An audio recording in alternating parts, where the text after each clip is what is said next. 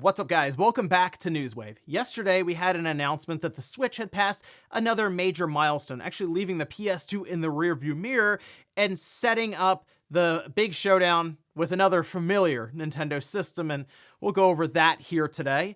Also, we are going to be talking about Sony releasing a video that actually had Mark Cerny doing a deep dive for the PlayStation 5 Pro, and even talking about the future of PlayStation hardware. And then we have next month, which is CES, and it looks like Nvidia is going to be showing up in force with a bunch of new video cards, including one that's once again going to be testing the limits of your PC tower. So if you guys enjoy these videos, make sure you hit that like button, helps out a ton. And if new here to the SpawnWave channel, make sure you subscribe down below. And of course, members of the channel do get Newswave early. If you would like to learn more about that, click the join button down below this video. And we're going to start today with Helldivers 2 and a crossover that they've now announced. We can see this over on their page. This is over on Steam.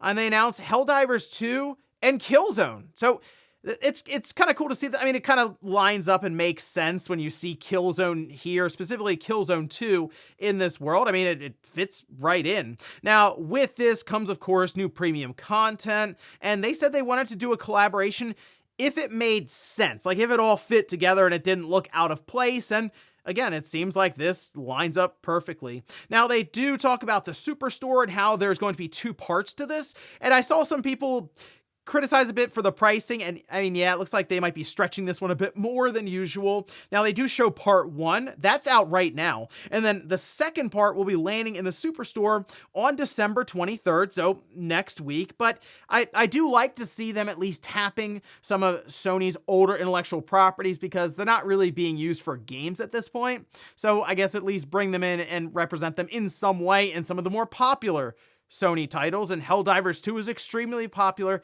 and it fits into that live service sector that they've really been trying to break into and hold on to. Well, here you go. You can have Killzone come in to Helldivers 2 and give that a bit of a boost. So yeah, I'd like to see a new Killzone game at some point, but for now, I guess this is like the next best thing. Also, we did get viewership numbers for the Game Awards, which we can see this posted up.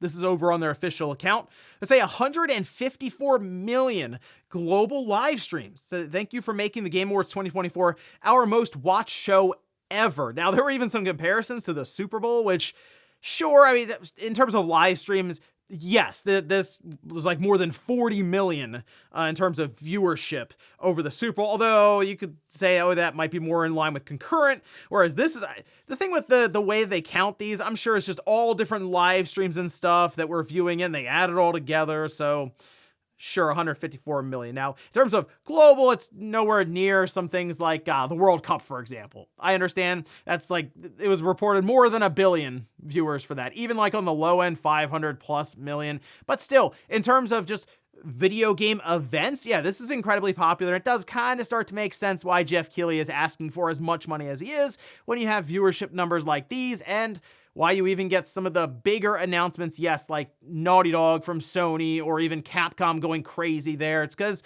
they draw the viewership and the eyeballs, 154 million worth. Oh, and we did get our release year for Lost Soul Aside, which was first announced back in 2016 as like that China Hero project with PlayStation. And at that time, it was one person developing it. Well, now the developing team has grown quite a bit.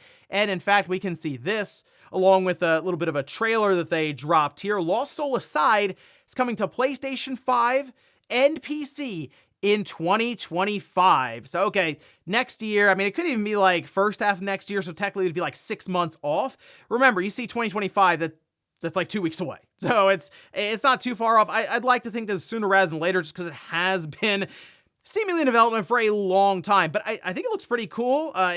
It definitely gives some shades of Final Fantasy 16, sort of the look and some of the playstyle, though it looks a little bit more agile and faster than Final Fantasy 16, but I'm interested. I'll be keeping an eye on this one, and I guess at some point here soon, heading into 2025, we'll get that official release date. And guys, with some of the quick news out of the way, let's get into the bigger stuff. Let's start right away with a major milestone that the Switch has now passed. First, though, we'll talk about the source for this, where that's coming from, and that's the Circana sales results. Now, these cover the sales in the US specifically, which we'll take a look at the top games here, and go figure, yes, it is Call of Duty Black Ops 6, which shouldn't be shocking anyone. That's probably going to be the case for even like December, like this month. It's Call of Duty. It's in the US. It's Black Ops. It's incredibly popular.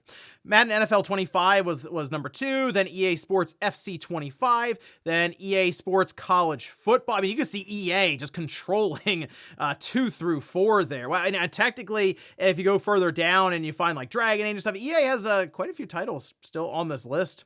We have Dragon Ball Sparking Zero, Super Mario Party Jamboree. Remember, that's just the physical copies. Mario and Luigi Brothership, same there. Sonic Cross Shadow Generations, NBA 2K23, and then we have Dragon Age the Veilguard rounding out the top 10. As for console sales, it went PlayStation 5, which was the best-selling hardware and revenue in general, and then we have the Switch and the Xbox. So unfortunately, Call of Duty, despite being, yes, at this point, owned by Microsoft, put alongside the Xbox, had the Game Pass deal, the marketing, all of that, still didn't necessarily push Xbox hardware. In fact, there was quite a, I'll say, significant decline in terms of hardware for Xbox, which was near 30% down from last year. But then going to that milestone I mentioned for the Switch, as Matt Piscatella shared here, the Switch has now surpassed the PlayStation 2 in US lifetime hardware unit sales. I also want to point out the EA Sports College Football 25 became the all-time best-selling sports video game in US history. Now that's in dollar sales, and I understand technically games now are more expensive than the $60 version, like 10 years ago or something when we had the last college football game, but this is just sports games in general for US history. Super impressive stuff there. I mean, it shows just how popular college football is in general in the US, but also fans have been calling for this series to come back, and they showed up in force. So there you go. I'm sure EA will be looking forward to releasing College Football 26 next year and trying to reenact and do this all over again. But coming back to the Switch surpassing the PS2 in the US, it's not too shocking considering we do see the sales numbers of the PS2, yes, still being moved to 160 million, but like the Switch is still creeping up to that 150 million mark. So yeah, you're going to see it you're gonna hear news about the Switch passing the PS2 in different regions, I'd say consistently over the next 2 years, as I do think the Switch will pass the PlayStation 2 even at 160 million. It's just probably gonna take a year and a half to 2 years, I would say, because once we get the new system announced from Nintendo, sales will indeed slow down for the Switch, but it's not gonna get to the point where it's nothing. So it will trickle, I'd say, over that following year and eventually get there. But now that it's past the PS2 in the US, believe it or not, the next system it has to pass is indeed the DS. That's still the best-selling overall system. Not necessarily home console, clearly, but still just the best-selling system in the US is the DS. So when you hear news of that, I mean, there you go. The Switch would just become king in terms of sales for everything. Console, handheld, whatever. It's the Switch in the US. I think the region where the Switch would probably have to make up the most ground, if you're just going by a region basis with the PS2, most likely in Europe. I mean, the PlayStation 2 was incredibly popular there, as well as in the US, but that's where I would assume the Switch is mostly lagging behind that console in terms of like disparity in millions of units, but it might not have to because Japan keeps buying the thing. I mean, it keeps selling really, really well there, so maybe it'll just make up the disparity in Europe, just in other regions in general. But yeah, the Switch continues to push along with this historic run, passing the PS2 in the US, and again, I think in a couple of years, just globally in general with lifetime sales. Next up, let's talk about Sony's recent video where they had Mark Cerny do his really what was a lecture, but a deep dive into their approach for the development of the PlayStation 5 Pro and what their plans are going forward for future PlayStation generation and the hardware that they're going to be targeting. And in fact, it might be a little different than people would expect, especially if you're used to how generational leaps have gone in the past several generations. Now, but this thing was a bit over 35 minutes, so I'll kind of go through some of the bullet points that we had. But I mean, you could see some of that here, and very reminiscent of what they did with the PlayStation 5, where they did a deep dive and talked about measuring your ears and stuff like that. But in this case, he's a bit more on it when it came to things like upscaling and the hardware upgrade for the PS5 Pro, less about your ears. But anyway, he talked about the upgrade from the PlayStation 5 GPU to the PlayStation 5 Pro, and that it's more of a hybrid RDNA GPU. He's dubbed it the RDNA 2.x. So For example, some stuff in this chip is actually using elements from the roadmap that AMD has out. It's not available anywhere else. So ray tracing, as an example, is one that AMD technically doesn't offer in any of their cards now, but it's showing up in the PlayStation 5 Pro first. It's there now. The decision for RDNA 2.x mostly came down to making it easier for devs to get their games available on PS5 and PS5 Pro. If they went full RDNA 3, you have to do compiling, patch just for a game to work. It ended up being a bit more of a headache for something that's supposed to be this half step. And he did actually address the teraflop numbers, which is it was conversation that was going around quite a bit online leading up to the PlayStation 5 Pro reveal, and the belief of 33.5 teraflops, which he did address, and he said it's actually more like 16.7 teraflops. He also mentioned flopflation. So like inflation on teraflops, I guess. But at the end of it, he said, hey, look, the teraflops here, they're kind of meaningless for how we were working to achieve better image quality, which comes down to machine learning as like the ultimate focus here. PSSR, their spectral super resolution. Now, it is less likely, as he said, to see large leaps in raw hardware performance for rasterization, and instead, it's going to be more of a focus on mixing AI with games for machine learning and upscaling. And it's right now set up for big gains going forward, that and ray tracing. Now, in this case, they felt the need to have more of a deeper collaboration with AMD, and it's now codenamed Amethyst. So I guess the red and the blue working together, PlayStation, AMD, and they're working on future hardware for machine learning and AI, and working to develop high-quality neural networks for games, which, if you want to see more about this, again, go through the video. When I say deep dive, I mean, he really went over all the little intricate bits and pieces of making this come together. And yes, it is fairly complicated. There's a lot of technical jargon in there, but it's also quite interesting. And I think Cerny does a pretty good job, for the most part, explaining and describing what's going on inside of that PlayStation 5 Pro. But I think it is interesting, once again, them doubling down on the idea that, hey, we're kind of reaching the limits of how much we can jam into these systems, these little boxes.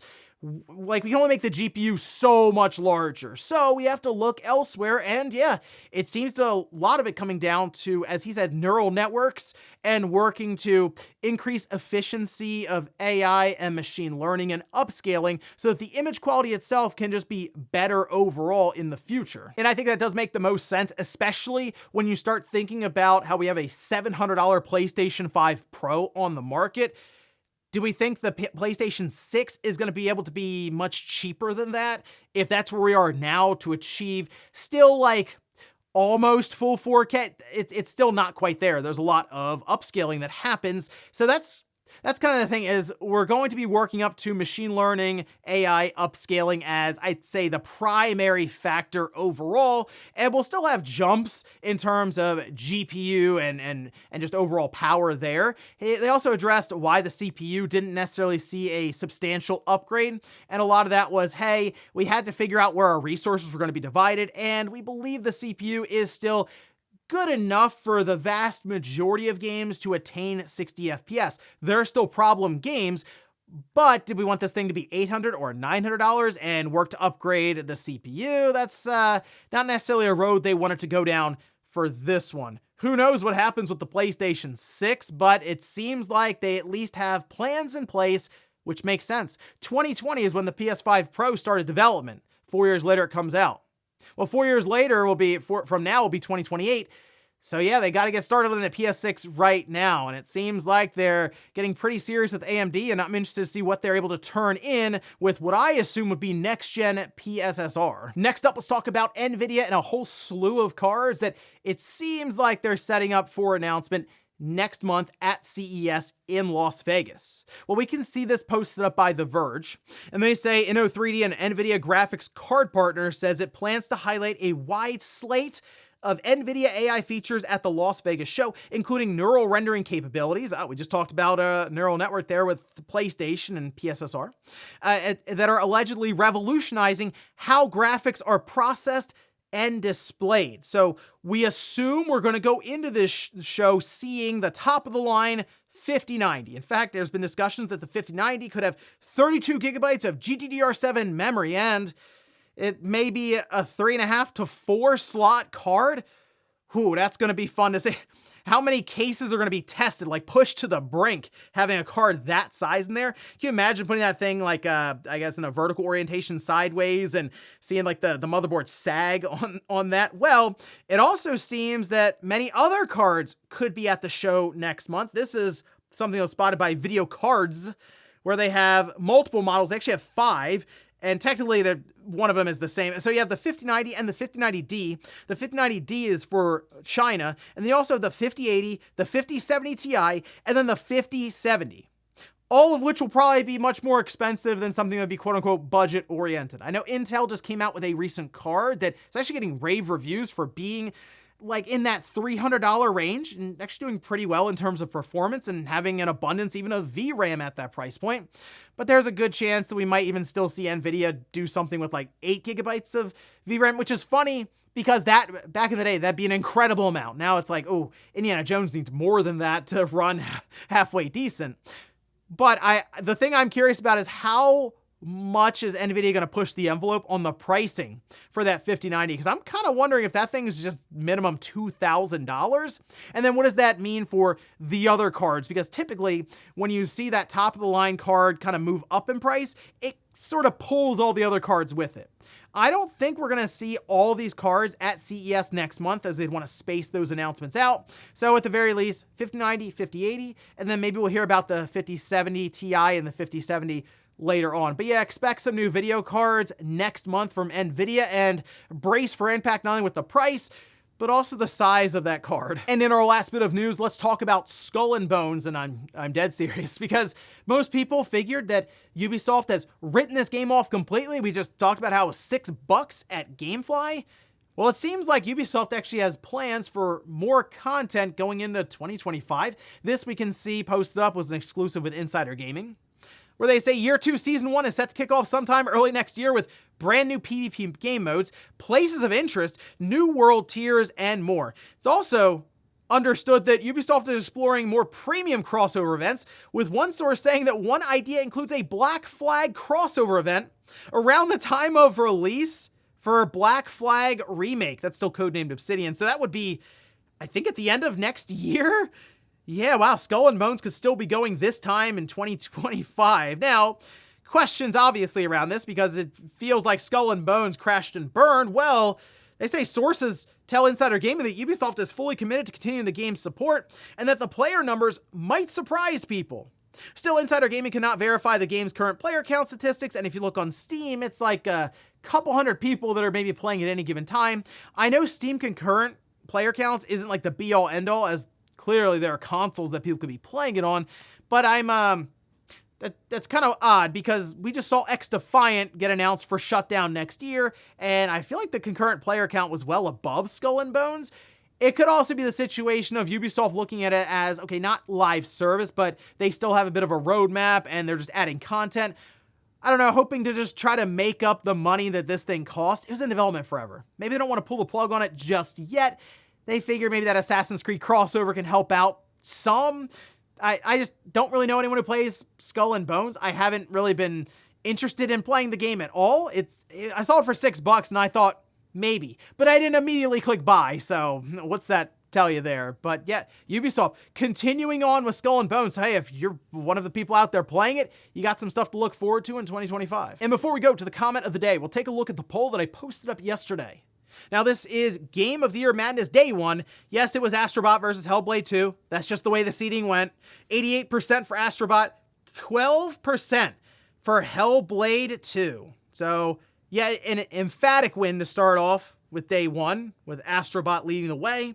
I believe today it'll be Zelda Echoes of Wisdom versus Trails Through Daybreak, so that'll be kind of interesting too. Although I would assume that The Legend of Zelda will take this one, if nothing else, for just the brand recognition and stuff over Trails Through Daybreak. But we've seen upsets before in the past, so keep an eye out for that poll and go and drop your vote in later on. And we'll finish up with the comment of the day, as you're seeing here. This is from Undercover Duck, who says, "It hadn't crossed my mind before this episode of Spawn Wave that the decline of physical games has an impact on giving. A gift card just isn't the same." Can you imagine how boring like Christmas will be in 10 or 15 years when there's no more physical games and it's all digital?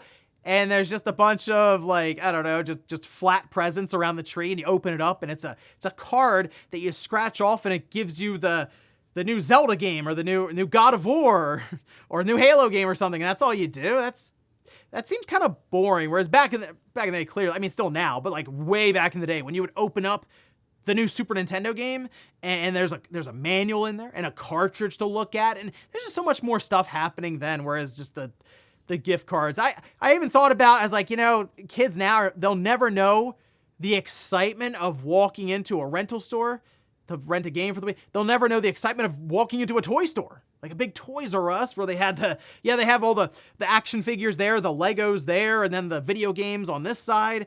It's just like a lost art form at this point. Like we'll know it, but like it's just so weird to me to think that was just such a moment in time that's just been completely lost. And ladies and gentlemen, that's gonna do it here for Newswave. If you enjoyed this video, guys, hit that like button. If not, hit the dislike. Leave comments down below about everything we talked about here today. If you wanted to check out the full bracket for Game of the Year Madness, I'm just gonna leave it up here in the card probably for the rest of this week, so you can just at least see what all the matchups are. And then if you missed yesterday's Newswave, I'll leave it right below it. Thanks guys for watching, and I'll see you next time.